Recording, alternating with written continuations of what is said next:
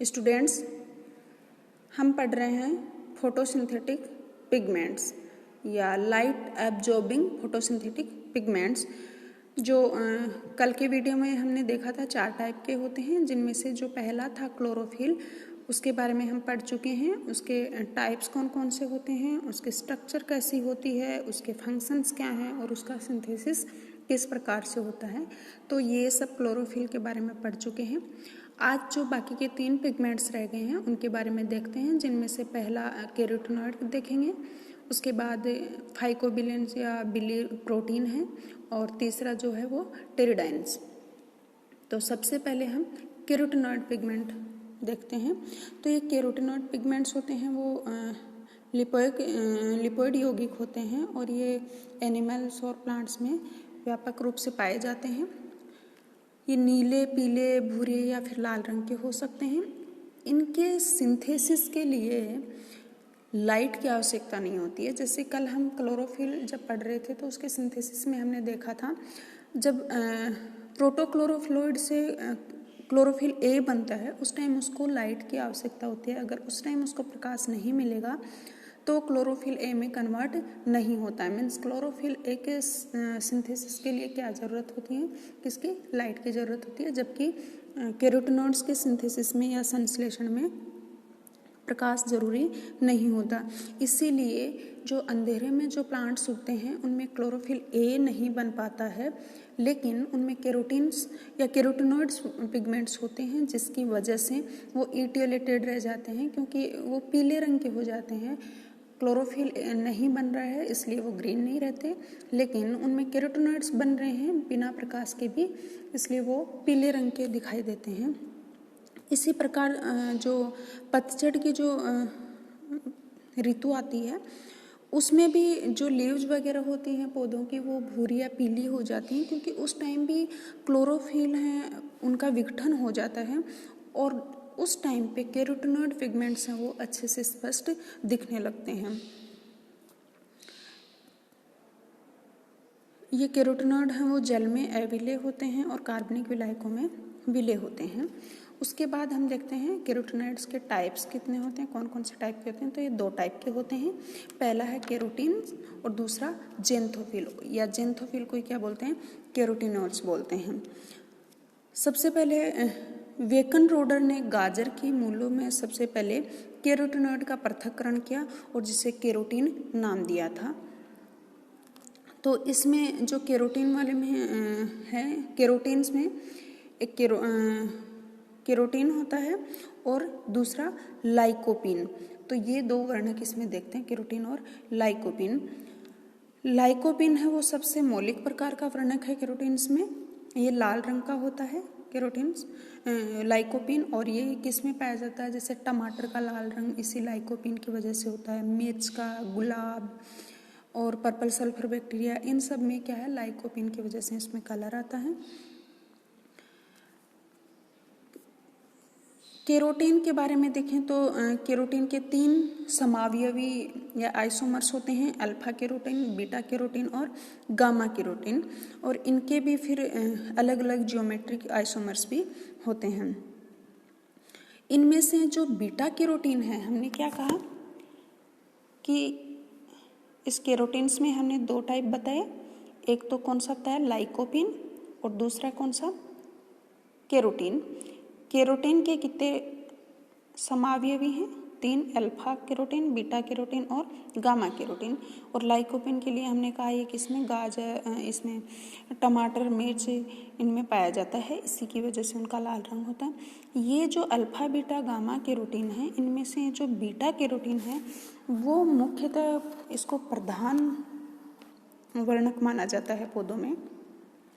इसके अलावा ये बीटा कैरोटीन है, इसकी भी भिन्न भिन्न मात्राएं पाई जाती हैं। और जो गामा कैरोटीन है ये ग्रीन सल्फर बैक्टीरिया में पाए जाते हैं इजीली।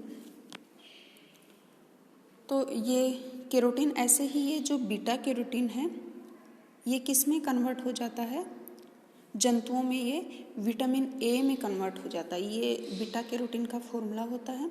कैरोटीन का फॉर्मूला क्या होता है, C40H56, और ये एनिमल्स में वाटर के प्रेजेंस में क्या बना लेता है, ये विटामिन ए बना लेता है। जैसे हम कहते हैं गाजर है वो विटामिन ए का सोर्स है, क्योंकि उस गाजर में क्या है, केरोटीन है, और वो किस में कन्वर्ट हो जाता है, विटामिन ए में।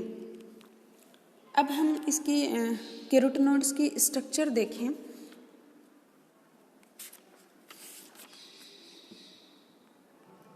ये कैरोटीनॉइड्स में हमने कहा केरोटीन्स और जेंथोफिल्स हैं। तो पहले केरोटीन्स में जैसे लाइकोपीन, अल्फा, ये है लाइकोपीन की स्ट्रक्चर, ये अल्फा केरोटीन की, ये बीटा केरोटीन की।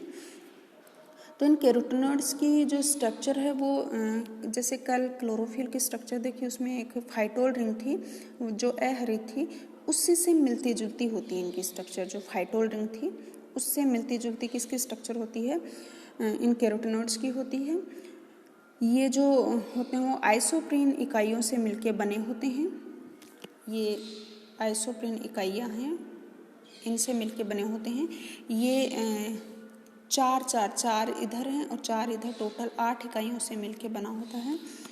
ये आपस में कार्बन 15, ये देखो यहाँ पे, और 15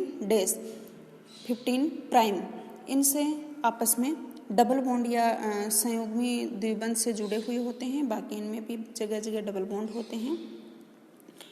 इन लाइकोपेन्स का जो सूत्र होता है वो मूलानुपाती सूत्र होता है C40H51, जबकि केरोटीन्स का हमने अभी देखा था C40H56, ये था केरोटीन का। ये कैरोटीनॉइडों में हमने अभी कहा डबल बॉन्ड होते हैं, और इनमें डबल बॉन्ड की उपस्थिति के कारण ये प्रकाश संश्लेषण जब होता है तो उसमें जो जल विश्लेषण होता है, जल का अपघटन होता है, उस दौरान जो ऑक्सीजन निकलती है उसको ये ग्रहण कर लेते हैं। जो कैरोटीनॉइड्स हैं वो उनकी ऑक्सीजन के प्रति बंधुता क्या होती है, अधिक होती है। तो वो जो भी ऑक्सीजन निकलती है उसको ये ग्रहण कर लेते हैं, और ऑक्सीजन को ग्रहण करके ये इपोक्साइड बनाते हैं। इसलिए ये जल के प्रकाश विश्लेषण में महत्वपूर्ण भूमिका निभाते हैं, और इन ऑक्सीकृत कैरोटीनॉइडों का कलर है वो समाप्त हो जाता है। ऐसा माना जाता है कि ऑक्सीजन के प्रति इनकी बंधुता अधिक होने से ये क्लोरोफिल का फोटो ऑक्सीडेशन नहीं होने देते। रोडोस्पाइरलम रूब्रम एक बैक्टीरिया है, उसमें केरोटीन रहित म्यूटेंट्स में देखा गया कि उनमें हमने कहा कि कैरोटीनॉइड रहित म्यूटेंट्स हैं, मतलब कैरोटीनॉइड्स उनमें नहीं हैं। तो कैरोटीनॉइड्स नहीं हैं तो उस टाइम ऑक्सीजन की उपस्थिति में उनके क्लोरोफिल का, जो जीवाणुओं का क्लोरोफिल है रोडोस्पाइरलम रूब्रम में, उसका क्या हो गया, विघटन हो गया। तो इससे ये माना जाता है कि ये क्लोरोफिल के फोटो ऑक्सीडेशन को रोकने के काम आते हैं। ये अभी तक कंफर्म नहीं है, लेकिन ऐसा माना गया है, देखा गया है। तो ये है इनकी स्ट्रक्चर, ये लाइकोपिन की है, ये अल्फा कैरोटीन की है, और ये बीटा कैरोटीन की है। उसके बाद हम देखें कैरोटीनॉइड्स का पहला टाइप हमने देखा केरोटीन्स, और दूसरा टाइप क्या बताया था, जेंथोफिल। दूसरा टाइप क्या होता है इसका, ये रहा जेंथोफिल, या फिर जेंथोफिल को क्या बोलते हैं, कैरोटीनॉइड्स।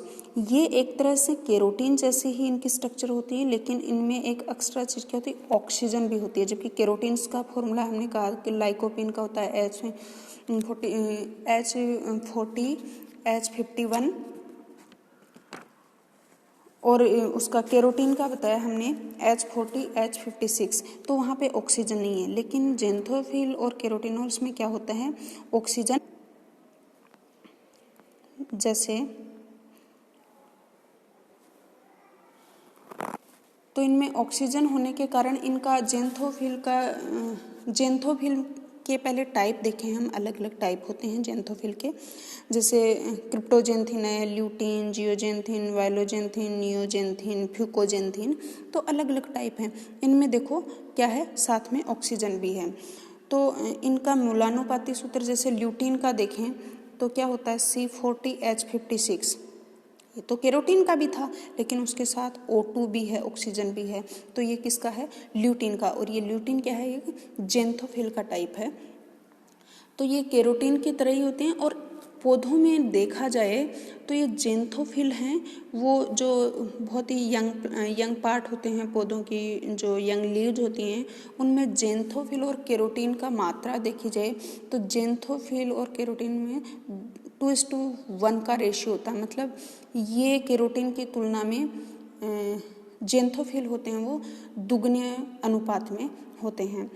और ये वर्णक ऑक्सीजन, हाइड्रोक्सिल, कार्बोक्सिल, मिथोक्सिल अथवा इपोक्साइड वर्गों के रूप में उपस्थित हो सकते हैं। इनमें से एक फ्यूकोजेंथिन भी जेंथोफिल का टाइप है। वो किस में पाया जाता है? आपने पढ़ा है फर्स्ट ईयर में, ब्राउन एल्गी में, भूरे शैवालों में हमने कहा क्लोरोफिल देखा था। ब्राउन एल्गी में क्लोरोफिल ए और क्लोरोफिल सी होता है और साथ में फ्यूकोजेंथिन पाया जाता है। और ये फ्यूकोजेंथिन जो जेंथोफिल है वो उनको एक लाक्षणिक कलर देता है भूरा। तो ये था इसकी स्ट्रक्चर। अब ये जो केरोटीन्स होते हैं वो कार्बन डाइसल्फाइड में बहुत जल्दी विलयशील होते हैं, जबकि जेंथोफिल हैं वो उसमें तुलनात्मक रूप से कम विलयशील होते हैं। जबकि दोनों का अगर वर्णक्रम देखें तो ये नीले क्षेत्र में अवशोषण के उच्च शिखर बनाते हैं। क्योंकि कल हमने परसों के वीडियो में हमने देखा था क्लोरोफिल ए और क्लोरोफिल बी तथा साथ में केरोटीन्स का, इनका हमने अवशोषण स्पेक्ट्रम देखा था। उस अवशोषण स्पेक्ट्रम में हमने कहा था कि ये नीले क्षेत्र में अवशोषण के उच्च शिखर बनाते हैं और बैंगनी क्षेत्र में ये अल्प अवशोषण करते हैं। ये केरोटिनॉइड्स हैं वो क्या करते हैं? प्रोटीन के साथ संयुक्त हो जाते हैं और उसके साथ संयुक्त होकर कॉम्प्लेक्स बनाते हैं। वैसे पर्णहरित और केरोटिनॉइड ये दोनों ही प्रोटीन से संयुक्त होते हैं और एक प्रकार का जटिल बनाते हैं, कॉम्प्लेक्स बनाते हैं, जिसे फोटोसिंथेसिस कहते हैं। अब हम देखें, और इनमें से भी जेंथोफिल में सबसे मुख्यतः ल्यूटीन पाया जाता है मुख्यतः। अब हम देखें इनके केरोटिनॉइड्स के फंक्शंस। तो केरोटिनॉइड्स का फंक्शन, एक तो हमने कहा कि इनमें जो केरोटीन होती है वो बीटा केरोटीन किस में बदल जाती है? एनिमल्स में किस में बदलेगी? विटामिन ए में। तो ये एक तो विटामिन ए का सोर्स तो है ही, उसके अलावा इसके क्या क्या काम हैं? एक तो है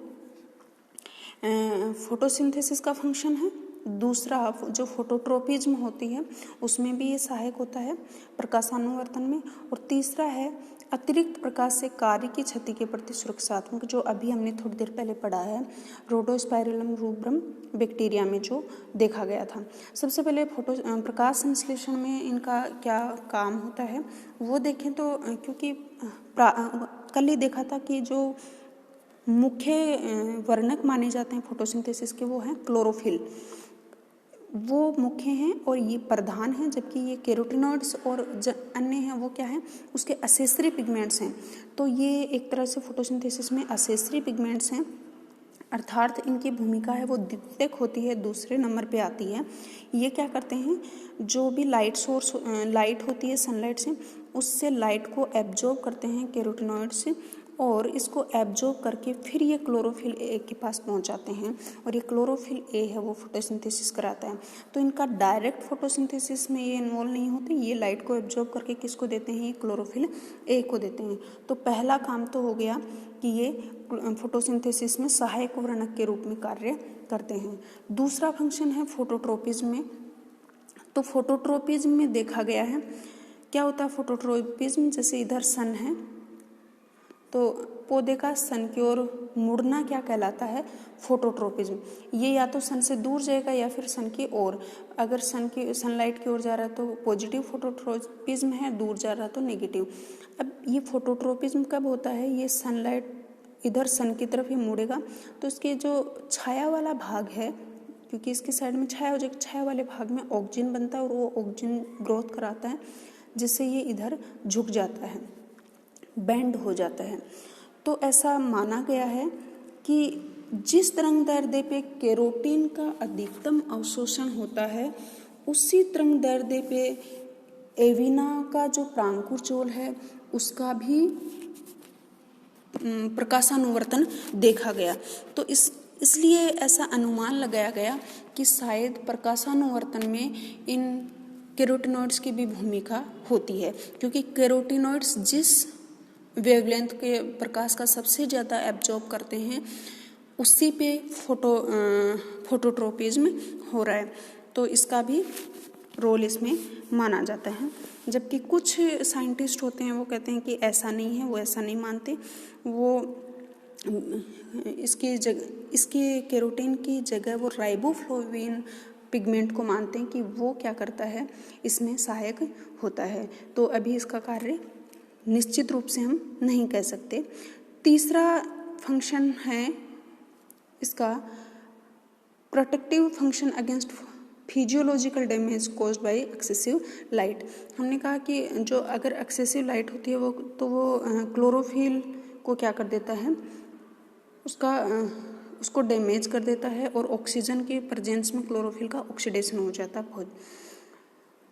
तो इन कुछ जीवाणुओं में देखा गया, जैसे रोडोस्पाइरलम में, उसमें जिसमें अभी देखा कि कैरोटीनॉइड्स जिसमें नहीं है वो क्या करता है, उसमें ऑक्सीजन की प्रेजेंस में क्लोरोफिल का ऑक्सीडेशन हो जाता है, डैमेज हो जाता है, तो ये उसको बचाने का भी काम करता है, ऐसा माना गया है, लेकिन ये भी निश्चित रूप से हम नहीं कह सकते। तो ये हो गया कैरोटीनॉइड्स। ये इसका है एब्जॉर्प्शन स्पेक्ट्रा। हमने कहा ये कितने पे कर रहा है,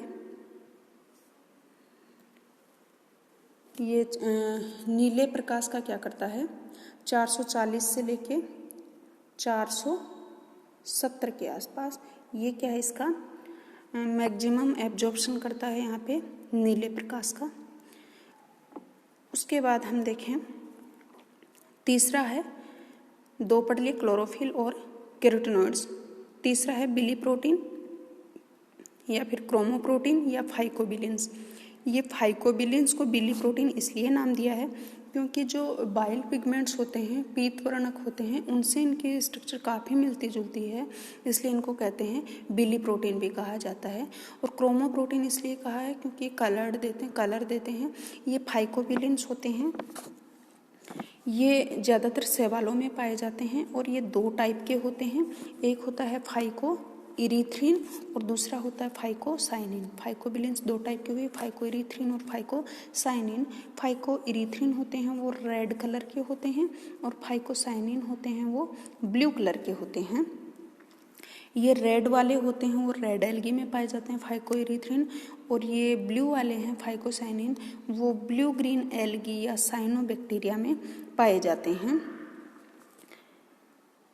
ये हमेशा प्रोस्थेटिक ग्रुप के रूप में प्रोटीन के साथ संयुक्त रहते हैं, इसलिए इनका विशुद्ध रूप से अध्ययन करना काफ़ी कठिन है, तो इसलिए इनको हमेशा पिगमेंट प्रोटीन कॉम्प्लेक्स के रूप में ही स्टडी किया गया है। इनकी स्ट्रक्चर देखी जाए तो ये वर्णक हैं वो टेट्रापायरोल्स की ओपन चेन द्वारा निर्मित होते हैं, टेट्रापायरोल की रिंग होती हैं। अब ये बिली प्रोटीन है वो सूक्ष्म तरंगदैर्ध्य का अवशोषण है वो विशिष्ट रूप से करते हैं, मतलब जिनकी तरंगदैर्ध्य कम होती है उनका अवशोषण ये इजीली करते हैं। तो ये जो यूवी लाइट होती है, क्योंकि उसका भी तरंग, हमने जो इलेक्ट्रोमैग्नेटिक रेज किरणों का क्या देखा था, स्पेक्ट्रम देखा था, जिसमें यहाँ विजिबल रेज थी 3900 से 7600 एंगस्ट्रॉम के बीच में। उससे इधर था वो क्या था, यूवी लाइट थी, और इधर क्या थी, इंफ्रारेड। इधर जाते हैं तो वेवलेंथ बढ़ती है, इधर वेवलेंथ घटती है, और वेवलेंथ और एनर्जी एक दूसरे के इन्वर्सली प्रोपोर्शनल हैं। तो इधर वेवलेंथ कम होती है, मतलब एनर्जी बढ़ती है। तो जो शैवाल या एल्गी होते हैं वो जल में बहुत गहराई पे पाए जाते हैं, तो उन पे वो सनलाइट वहाँ तक पहुँच पाएगी जिसकी एनर्जी ज़्यादा हो, मतलब जिनकी वेवलेंथ कम हो।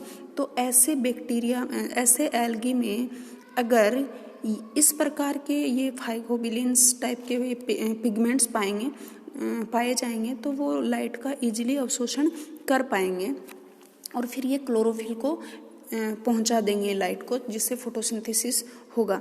तो ये क्या करते हैं, इस लाइट को एब्जॉर्ब करते हैं, क्योंकि कम वेवलेंथ की लाइट को ये इजीली एब्जॉर्ब कर पाते हैं, जिसकी एनर्जी ज़्यादा होती है। तो ये एक इसका सिग्निफिकेंस भी है। उसके बाद लास्ट बचा है टेरिडाइन्स। ये टेरिडाइन्स होते हैं वो पीले रंग के प्रतिदीप्त वर्णक होते हैं। ये नेफ्थेलिन तथा एमिनो हाइड्रोक्सिल ग्रुप के डेरिवेटिव हैं। अगर संरचनात्मक दृष्टि से देखें तो ये राइबोफ्लेविन से संबंधित होते हैं, विटामिन B2 जो होती है। ये वर्णक जंतुओं और थैलोफाइट्स में व्यापक रूप से पाए जाते हैं। उस श्रेणी के पौधों में भी ये कभी कभी क्लोरोप्लास्ट में हो सकते हैं, लेकिन फोटोसिंथेसिस में इनकी निश्चितता अभी तक यथार्थ रूप से क्या है, अज्ञात है। Thank you.